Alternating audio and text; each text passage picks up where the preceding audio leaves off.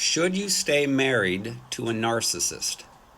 There are many who get married to their spouse expecting to be loved, cherished, but instead begin to be treated with disdain, control, manipulation, hostility, belittling, disgust, disrespect, and then that leads to emotional abuse, which can then lead to physical or sexual abuse.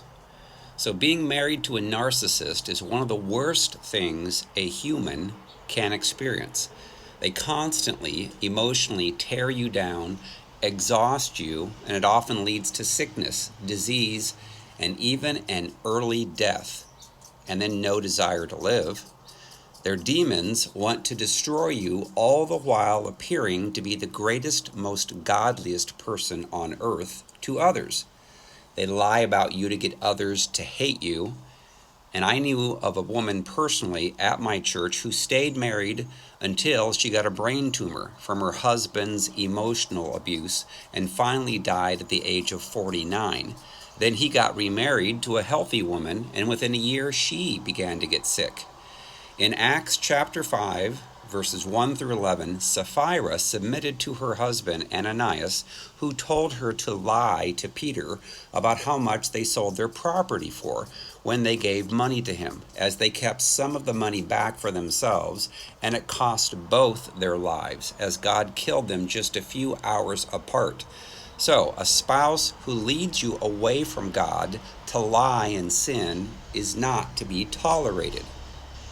The abuser needs to be confronted and told that they either get their soul wounds healed and be delivered from their demons and stop abusing them and treat them with love and respect, or the abusive spouse needs to separate.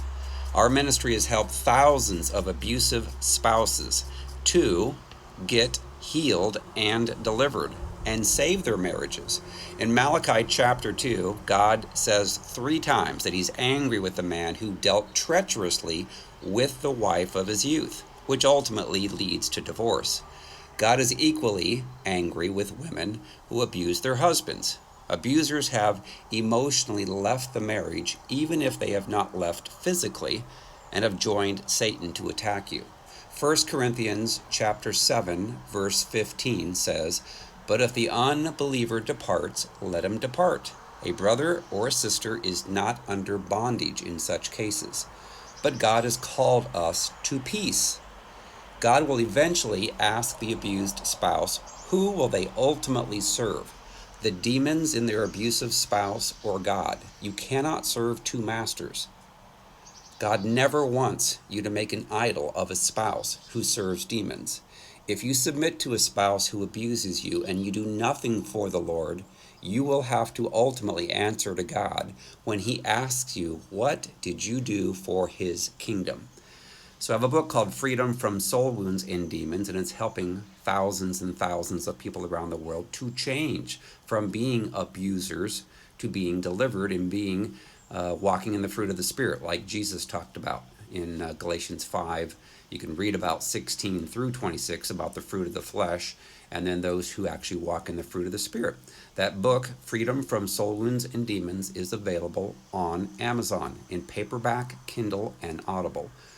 You can also sign up for a personal session of healing and deliverance with me.